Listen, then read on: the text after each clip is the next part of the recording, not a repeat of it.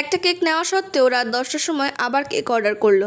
নমস্কার, আমি রুষা, গোকুলপুর কাটাগঞ্জ কাঁচরাপাড়া থেকে। আমি একটা ছোট্ট হোম বেকারি চালাই। আমাকে যখন কেউ কেক অর্ডার করে আমি তাকে প্রথমেই জিজ্ঞাসা করি যে কতজনের জন্য কেক লাগবে আর বাজেট কি আছে। কারণ অনেকেই মনে করে যে 1 পাউন্ড কেক বুঝি অনেকটা বড়।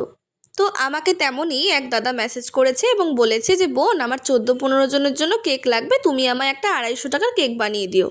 তো আমি দাদাকে ভালো মতো বুঝিয়েছিলাম যে দেখো দাদা, 250 টাকার কেকটা হয়তো তোমার ফটোতে দেখতে বড় মনে হচ্ছে এবং সেটার ওয়েট 450 গ্রাম হলেও ওটা কখনোই 14-15 জনের জন্য একদমই এনাফ নয়। আর যারা গেস্ট থাকে, যেহেতু ঘরোয়া অনুষ্ঠান, কেক যদি খেতে ভালো লাগে সুতরাং 1-2 পিস এক্সট্রা চাইলেও কিন্তু তুমি দিতে পারবে না।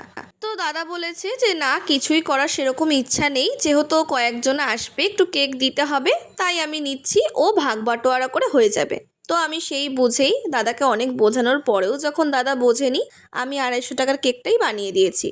দাদা কেক নিয়ে গেছে 6:30 নাগাদ। আমাকে বলেই ছিল যে 7টার সময় সেলিব্রেশন হবে। ঠিক 7টা 10-15 নাগাদ আমায় ফোন করে বলছে যে বোন, আমায় রাত 10টা কি 10:30টার আগে একটা কেক আবার বানিয়ে দিতে হবে। তো আমি বললাম যে কেন?